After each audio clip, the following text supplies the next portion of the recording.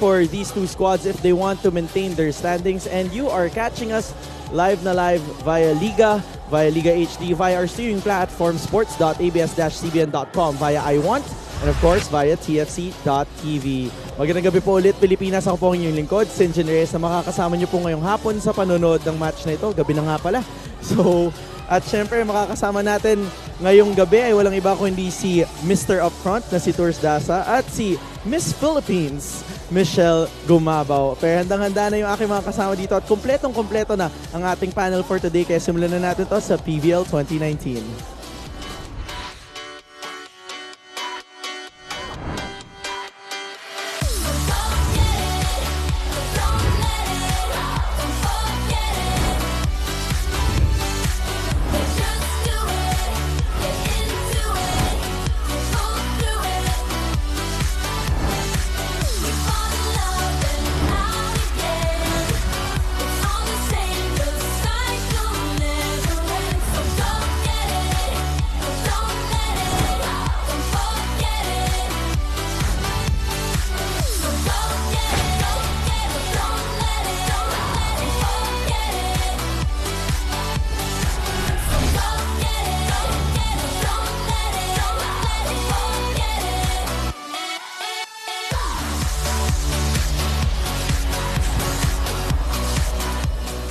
PVL fans, it is day 26 of the Open Conference and we've got the Choco Mucho Flying Titans going up against the BanKo Perlas Spikers. For BanKo Perlas, they're coming off a 3-set win as they were able to beat Chef's Classic.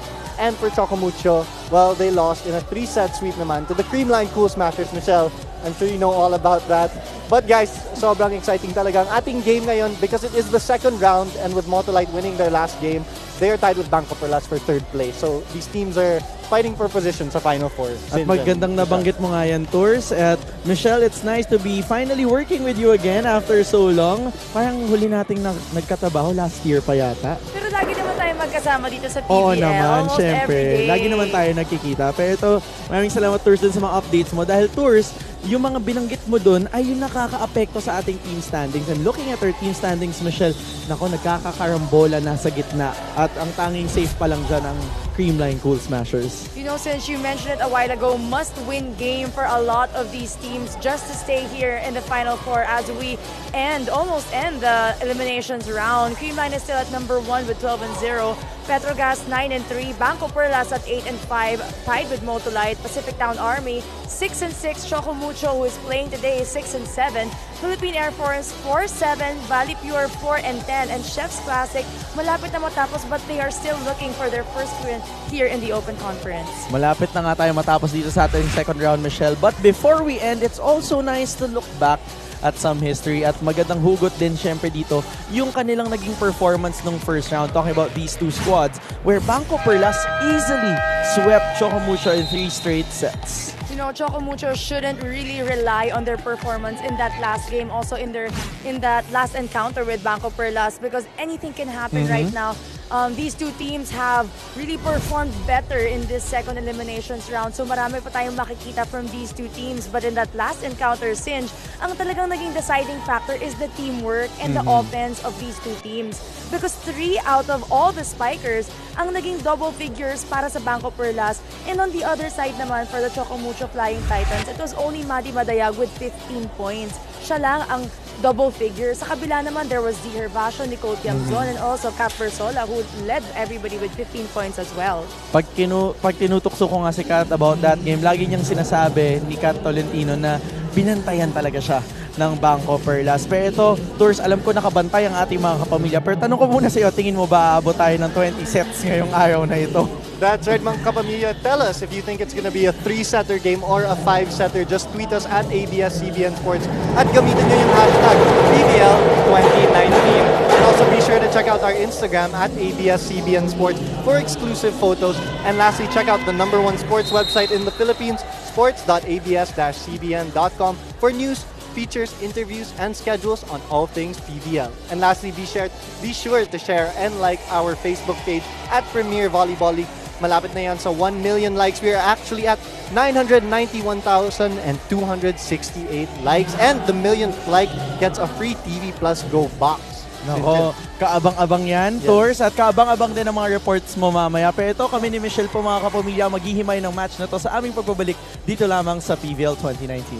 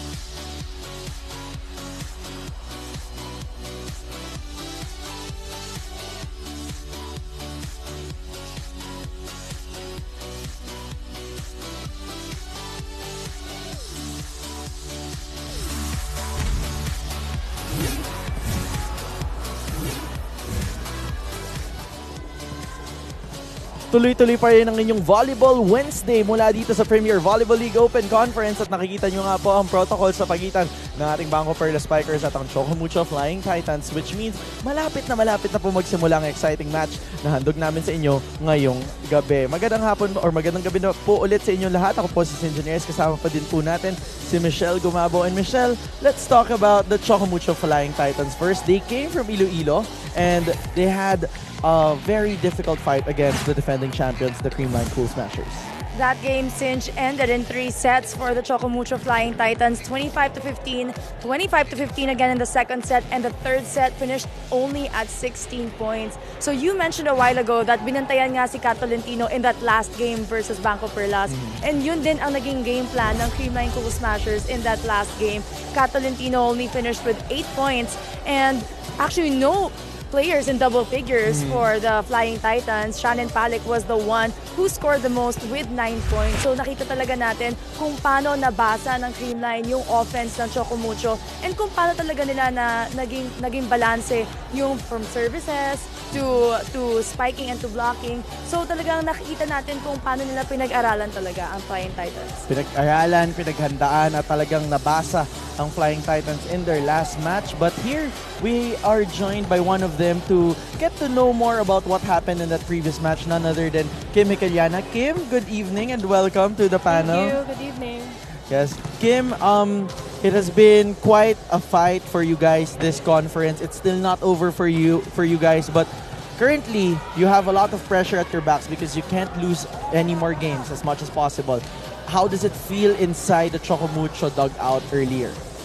Well, yung remind naman talaga ni Coach O na we don't need, parang nandun naman yung physical aspects of us as a player na as individuals, we're really skillful. But what we need to really work on is our mental aspects. Now, we have to fight, we have to be courageous. Parang palagi niya yun remind na parang we need the fighting spirit talaga. That motivation coming from the coaching staff. Kim, I really admire you because you've been changing positions since the start of the season. You've been a libero, now you're back to being a spiker. What is the biggest contribution that you can give as one of the ates here in this team? Well, I think yung sinasabi nga ng mental aspect na being resilient, na kung ano yung ibibigay ng other team, kailangan we have to come back fighting. And then from a loss, I think we really have to step up to win this game. And Kim, last question, tingin mo ba kakayanin nyo ang BanKo Perlas this time? Siyempre naman, kailangan. Palaban! Ayun. Yeah, we have to be Talaga confident. naman. Hindi lang, Mentally tough, Cindy. hindi lang confident, Yes. beautiful with great answers. Nako, may Thank susunod you na so sayapak mo, much. Michelle.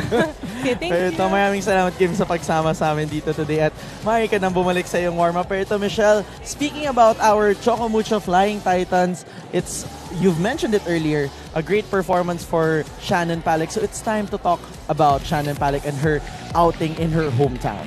You know, in that last match between Choco Mucho Flying Titans Singe and BanKo Perlas, hindi pa starter si Shannon Palick noon. But in that last game versus Creamline Cool Smashers, she was starting, and of course, maganda pa yung pinakita niya dun sa kanyang hometown. So talagang pinalakpakan ng maraming fans na dumalo dun sa game na yun sa Iloilo. finishing with 9 points. Shannon Palik had 2 service aces and 7 spikes as well in that last game. So a big game for her, and she was the leading scorer for the Flying Titans in that last game. And we could not underscore how much she's been stepping up for her squad in this conference, but definitely a lot to expect more from our Choco Mucho Flying Titans. But enough of the ladies in purple. It's time to talk about the other side of the court when we return here at the Premier Volleyball League Open Conference.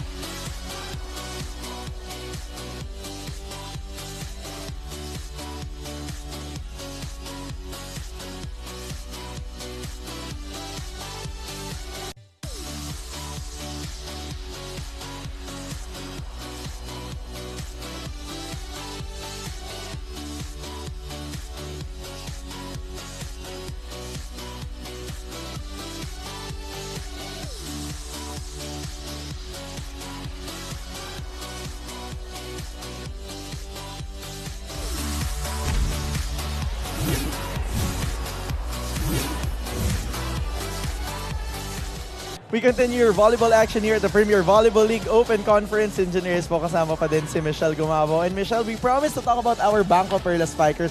So let's move on to the other side of the court and look at their last game, where the BanKo Perlas Spikers nakuha naman ng straight set ang kanilang match kontra sa Chef's Classics Lady Red Spikers. And that first set was quite impressive. 7 points lamang ang nakuha ng kanilang kalaban. Their whole game, Sinjin, was impressive because not only did they finish in 3 straight sets, hindi pa lumampas ng 17 points ang Chef's Classic. No players in double figures for Chef's Classic. 25-7, 25-16, and 25-17. Angeline Hervasio, one of their most consistent spikers, led everybody with 10 points. At kapantay niya dyan, si Ella De Jesus with 10 points as well. At yun nga naman, speaking of Ella De Jesus, nabanggit mo ng kanyang pangalan, i-welcome natin siya sa ating panel today. At nandito siya, the elevator is in the house. Yes. Els, okay ka lang ba? Okay lang. Okay lang naman. Happy naman papasok ng match na to. Pero ito, Els, seryosong tanong. Going up this match, medyo hindi pa kayo sigurado na makakapasok kayo sa Final Four. So ano nga ba ang magiging motivation nyo kontra ang mga nakababatan yung mga atinista dyan sa Choco Mucho? Yun nga yung sinasabi ng coach namin na hanggat di pa tapos yung liga, huwag ka susuko. So kahit na mga games kami na na-down kami, lumaban pa rin kami kasi di pa kami out and malaki pa yung chance namin to make it to the semis. At yun naman yung maganda, no? Hindi lang tayo biglang sumusuko. Ella, napakaganda ng performance na pinakita nyo in that last outing versus Choco Mucho. Paano nyo siya uulitin and pareho pa rin ba yung game plan nung nakaraang game? Kahit naman sino yung kalaban namin, same lang yung preparation namin and yun, kailangan namin yung consistency and killer instinct. Els, nung first match ninyo kontra ang Choco Mucho Flying Titans, 3 straight sets yung nakuha ang laban na yon. Ano magiging game plan or anong gagawin naman ng BanKo Perlas today para maulit yung ganong level ng performance? More sa defensive talaga. Kailangan namin tibayan yung receive and depensa since malaki yung spikers na kalaban namin. So, pero walang problema yung mga malalaking spikers sa elevator. Sana. Kayang patumbahin ng kahit anong double block. Oo, at yan yung aabangan natin mamaya mula si Ella. Pero maraming salamat sa Thank pagsama you. sa amin dito at good luck sa game nyo for today. Speaking about Ella De Jesus, the elevator is really on point in their last game because this was the game that everyone was waiting for and everyone knows about Ella De Jesus. That's why, she's one of the forefronts here in BanKo Perlas Spikers because not only is she a very talented attacker because ang taas nga naman talaga tumalo ni Ella, but she is also a force to reckon with in the back row, finishing with 5 receptions, 10 points. Malaki talaga ang natutulong sa offense and sa defense ng isang player katulad ni Ella De Jesus. At yun nga naman yung aabangan natin, especially yung kanyang paglipad dito bilang balik spiker na siya para sa BanKo Perlas Spikers. Pero Michelle, marami pang kaabang-abang na mga bagay tulad ng mga tweets ng ating mga kapamilya na ating mababasa kung i-tweet nila tayo at ABS-CBN Sports at gamitin ng hashtag na PVL2019. Meron din po kaming Instagram account that's at ABS-CBN Sports for official features and pictures. Don't also forget to check the #1 sports website of the Philippines at sports.abs-cbn.com. And of course, if we have Instagram, we have Twitter, meron din Facebook mga kapamilya. Don't forget to like our Facebook page. That's at Premier Volleyball League on Facebook. Almost 1 million likes na po yan. And the millionth liker who gets a screenshot that gets a TV Plus Go. Our DJ for today is none other than DJ Tronics na magpapa-induct sa buong arena. Kaya abangan natin ang kanyang mga beats mamaya. Pero mas kaabang-abang ang game natin for today, Michelle, na magsisimula sa aming pagbabalik dito lamang sa Premier Volleyball League Open Conference.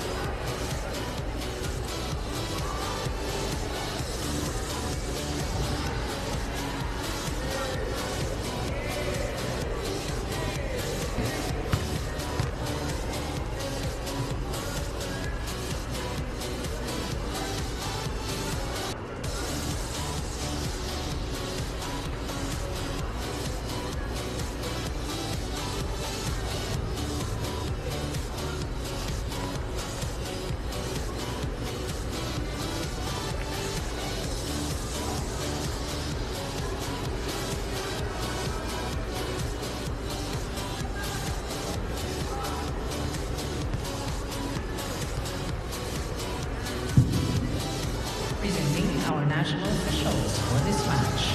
First referee, Mr. Erlindo Eusebio. Second referee, Miss Mary Joy De Amos. Let's welcome our starters from our BanKo Perlas Spikers. Team captain is number 19, Nicole Ann Tiamzon.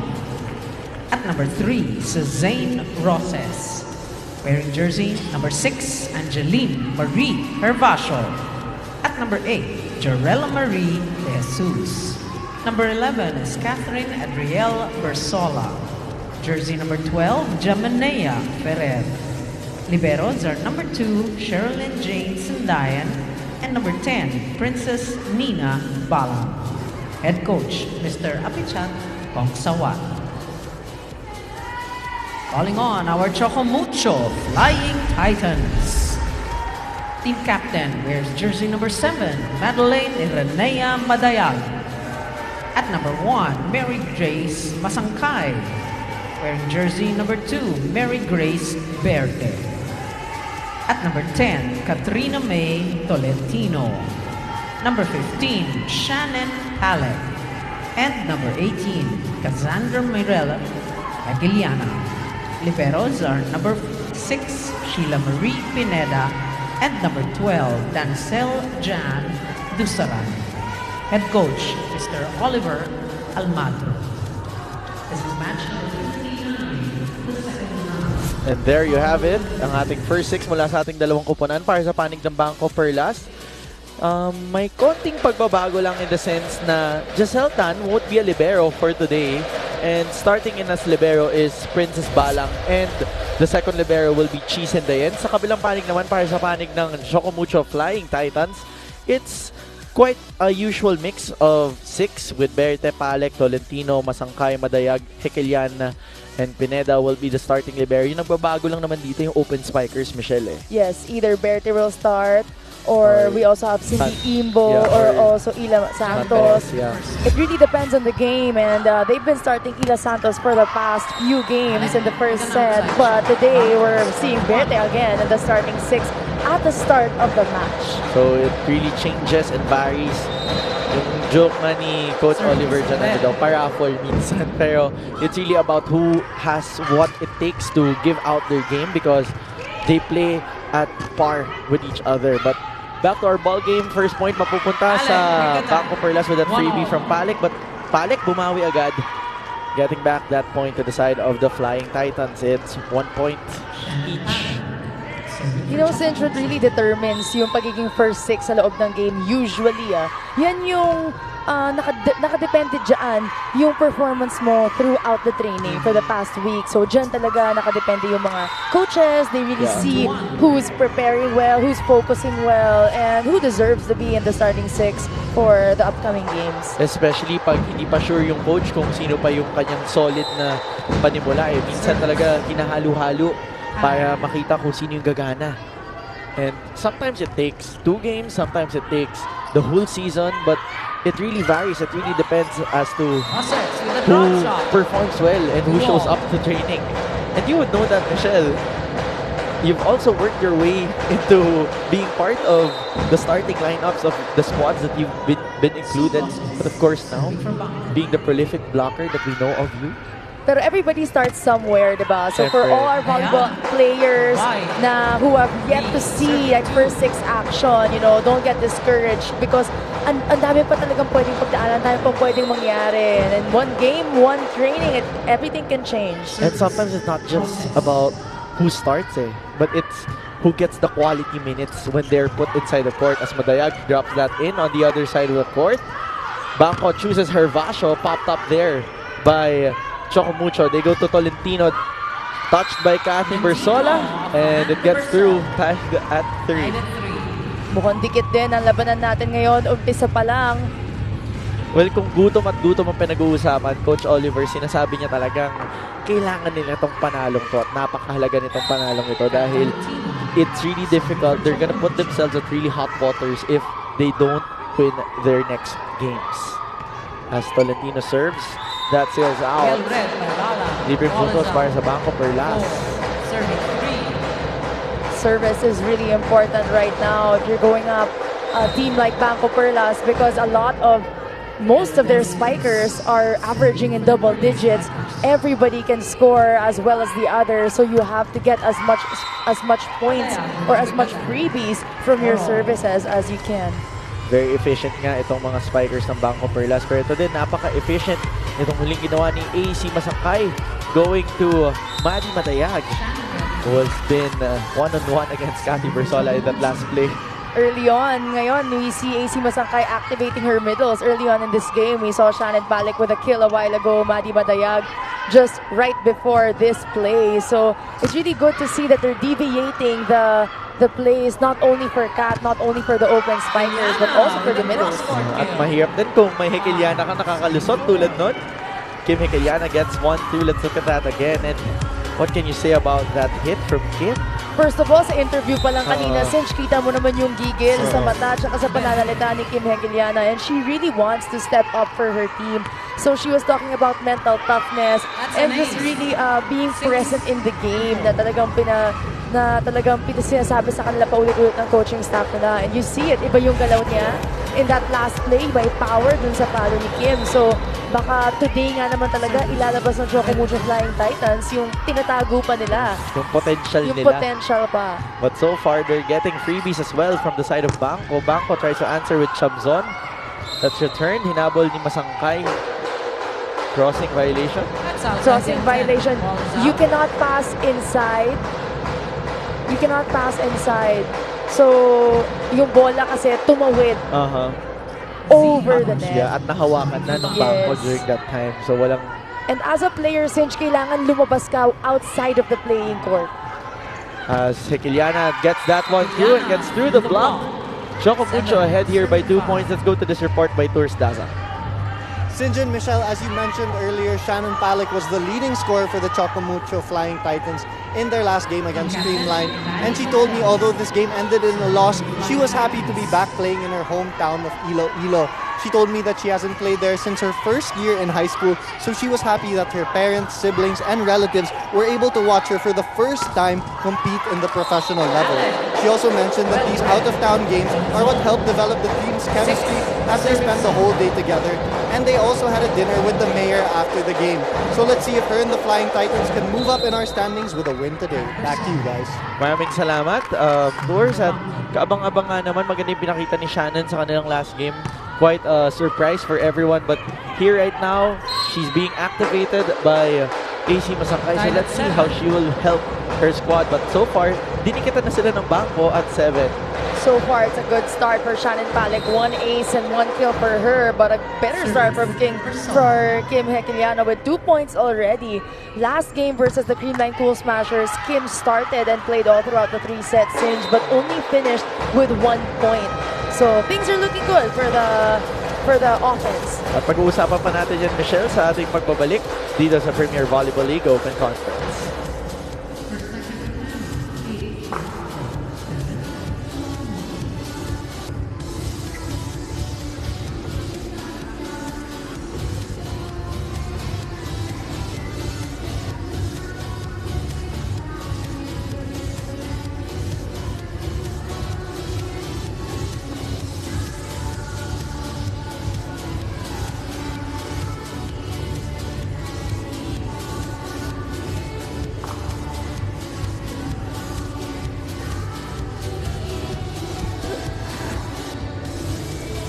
Back here inside the Philoy Flying V Centers Engineers po, kasama si Michelle Gumapo, and we're seeing our BanKo Perlas spikers huddling up. And right now you see the bosses of Revisto. Familiar itong mga taong to sa'yo, no? Sino-sino ba yung mga yan? Pakilala mo sa audience. Yeah, Sir Jonathan Nang. Yep, Miss And Lizanco. also Miss Lizanco right beside him, and also Sir Alan Acero right beside. Medyo May space for the Holy Spirit. Oh, bakit kaya? Pero baka may inaantay pa. Maybe Sir Ronnie Delfino is also here in San Juan Arena. So we shall see bosses of the Chocomucho Flying Titans, and of course for me as well. Yeah, the Creamline Cool Smashers. Hello po! And of course, the proud supporters of our national team as well. Very supportive of Philippine volleyball. Thank you so much for joining us here today. But as we were just saying that, Michelle BanKo Perlas getting another service ace from Cathy Bersolas. Cathy serves but hits straight to the net. +1 sa Chocomucho Flying Titans. Balik sa isa ang hinahabol dito ng Flying Titans. After 1 ace, minsan talaga nanggigigil, you know, just to get that another ace. And driving it too close to the net on that attempt by Cat Bersola. Fair will now go to the running Sue Roses. That has been very effective, and it does work and get through the block. Back to a 2-point lead for BanKo Perlas. Let's look at that again, Michelle. Whenever I watch Sue Roses on that running attack, the accuracy she has in her jump and in her hit, kitang-kita mo talaga, alam niya kung paano pupuntos. Whether it's a tip, a check ball, or just driving it through the block. Sue Roses on that running attack, since mataas na mataas ang porsyento niya dyan. Ano yan? Seasoned player na sa position niya. Pero ito, naisahan sila ng tip ni Kat Tolentino. Getting a scratch there over the blockers. Si Kiliana now serves for Chocomucho. It's back to 1-point game. Straight to Balang. Fair goes up to De Jesus through the blockers. Elevator is going up. Maganda nga talaga pag ini-interview ka bago ang game. Look at that high jump from Ella De Jesus. Not really minding the Palek and Tolentino block right in front of her, getting that check ball in the hands of Kat Tolentino. Pinalusot pa kay Tolentino as Hervasio gets that through on the other side. Sasagot ang Chocomucho with Kat. That is it. Sharp angle for Kat Tolentino. Palitan talaga ng puntas dito. Ang dalawang pupunan na ito mukhang dikitan at mahaba-haba ito, Michelle. Difficult angle there for Kat Tolentino, just going over the block. You see the advantage of her height and her reach. Talaga napakataas ng reach ni Kat Tolentino, and you know, you can tool the block, use the block na hindi nakikita ng depensa sa likod. What I noticed now, may hang time na din. Tsaka may pag-fold sa gitna ng So, mahirap yung ganun. Matangkad ka na nga. You have the complete tools of being a strong spiker as Tolentino continues to hit. Block by Ella De Jesus, no other than the elevator herself. Ella De Jesus, single block against the #1 scorer of the PVL Open Conference, Kat Tolentino. Emphatic block as well. Look at her teammates celebrate, Singe. Kahit tayo nagulat doon. Yes. You know how hard it is to block or check a spiker like Kat Tolentino, but Ella De Jesus clapping. I'm clapping right now, Singe. that just shows that blocking is not just about height, but there's also a lot of timing as she gets another touch again there. Madayag though, gets the regalo over the BanKo Perlas Spikers. Madikit ang ating labanan dito. You know, that brings me back to, sorry to bring back some old memories. Vintage Ella form back for the Lady Eagles. It's good to see, Yeah, you know. blocking taller spikers on the other side of the court. You know, since even on our team, when Phil Kainglet Cayetano came back, and now who's back also in her fighting form back in college, you know, napakagandang tignan because it's not impossible to come back and really just get in shape if you really want to, and it's never too late. There's a lot of willpower required, just like the willpower that Berte put in that last hit, going cross court, finding an angle there. So far, Choco Mucho, dulo-dulo ang pinupuntahan dito, Michelle. Tsaka mas spread out yung offense nila ngayon. AC Masangkay really working hard to give each and every spiker an opportunity to score a point, and her spikers today are really delivering for the team. Well, they've mentioned that they really felt being scouted the last time these two squads faced, so they really have to step up here if they want to get one over BanKo Perlas. As BanKo gets 1 point ahead, the Flying Titans. Let's look at that again. Jemper going to Z Hervasio, and Z just going for that angle. Finding that perfect spot right in the middle. Pag hindi mo talaga natapatan yung palo ni Z Hervasio, since yung power na meron siya, talagang makikita mo, it's gonna drive through the block and go right down the court. They go to Madayag. Tip there, picked up by Jem. Diretso kay Z1 through play, pero overcooked by Hervasio. A little over-eager on that last hit. Great defense, care of both teams. Really, the struggle that these two teams are putting up right now, since walang kukurap, walang nagpapatalo, walang nagpapabagsak ng bola. Walang bumibitaw. And that's the kind of match that you want to see, especially when we're entering a bit late to our usual entrance. We started 40 minutes later than usual because all the games today were extended, showed a lot of quality, as we saw that hit from our BanKo Perlas Spikers. Tingnan natin ulit yun. Nicole Chamson flying and soaring through. Great setup job there by Jem Ferrer, really timing it very well to Kat Bersola. Getting a middle blocker na one block lang ang napunta sa open nila. Sasagot, Hervasio over Bersola. Niligyan ng muscle. Yung muling palong yun. BanKo now gets a comfortable 2-point advantage. Comfortable in this set, so far. Well-timed free ball hit by Kat Bersola. Comfortable 2 points, but we've seen it already a while ago, since madali lang makabawi itong Choco Mucho Flying Titans with just one good play. However, reception is missing on the side of Choco Mucho in that last sequence, as Jem will answer with Chamzon off the hands of Madayag. Jem inakyat agad kay Chamzon on that tip. Tolentino inangat, free ball bibigay dito ng Choco Mucho. Hinabol ni Z. Pupuntahan nila sa Cathy Bersola. The quick sets of Jem Ferrer is really what's making a difference for BanKo Perlas. BanKo looking very well oiled here, and we'll see if this continues when we return here at the PVL.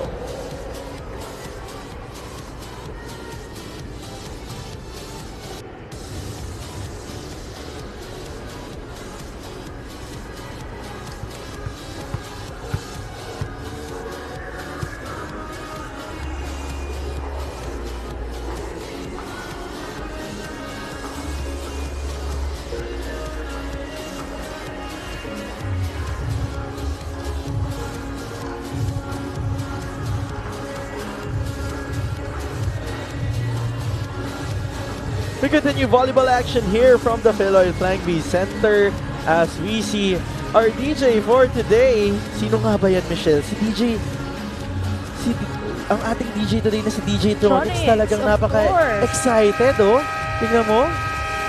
Pero minsan kasi tinatago pa natin, may mystery kung sino yung nagpapasayo sa mga kasama natin dito sa arena. As we see the fans of BanKo Perlas. Ayun, may mga nagtatakip. Ano yan? Tumakas kaya yan from work? Nagtatakip ng mga mukha Pero go back. Oo, ayaw magpakita. Shy pa sila. Serving for BanKo, number 6, Z Hervasio. Continue your ball game. Hervasio there for that serve. Masangkay will force to set it up kay Tolentino, and that doesn't cross. BanKo getting that comfortable 4-point lead. and trailing away here. And it's no surprise that Coach Oliver Almado will be calling his timeout. He flickers first. Let's listen in. When nindot ulit sa likod. Ulit na back. Lagi paglaban lang kayo ng mga bandalian eh. Don't force yourself to be in a hurry. You have to tamang ginagawa. Hindi pwedeng mabandalian tayong ginagawa na naging erratic eh. You understand? Okay, come on. Confidence sa ginagawa. When you go out there, pag naiset na, confidence na sa gagawin. Pag nasa kabila na, confidence na kung sinong bablakin. Hindi yung naghihintay ko na mangyayari. Bawi lang agad. Isa-isa lang. Confidence lang sa kanilang ginagawang hinahanap dito ni Coach Oliver Almado from the girls in purple kasi yun daw yung parang nagkukulang sa panig ng Choco Mucho Flying Titans. And also Coach was saying, Sinch, kapag ikaw nagbigay ng free ball, hindi naman kailangan free ball. You also have to be strategic. Pwede mo ilagay, pahirapan mo pa rin. Lagay mo sa likod, pwedeng short ball, or be strategic. Give it to the setter so that you can break their play.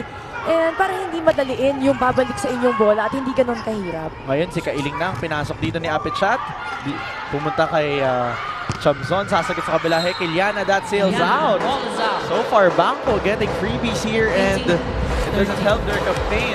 They're up here by 5 points. Coach Apichat going for a much taller blocker for this particular play, but Kim Hekeliana fails to get a check ball on that previous touch. Let's see how Choco Mucho answers. Kiliana again. Picked up by De Jesus. Tip from Kailing. Walang nakabantay sa panig ng Choco Mucho. You know, when you watch Kailing kapag pinapasok siya, she's also an offensive-oriented setter. Mahilig siya mag-drop, and that's also because of her height and well-timed and looking for that donut hole on the court of the Choco Mucho Flying Titans. And that's the reason. This 6-point lead is the reason why Coach Oliver calls another timeout. Let's try to listen in. Hindi kita makikita kung hindi ka atras na maayos eh. Ginagawa mo pagka-transition, nandito ka na lang, hindi ka umaatras, kaya hindi ka mabigyan ng maayos eh. Pangalawa, you will shout, but you will not move. Ganon din kayo. Pag nagsalita, galaw. Kanina pa nagtatarget yun doon eh, pwede naman kamayin eh. Come on, let's get pride, come on. Huwag tayo maghintay, lalo na maayos.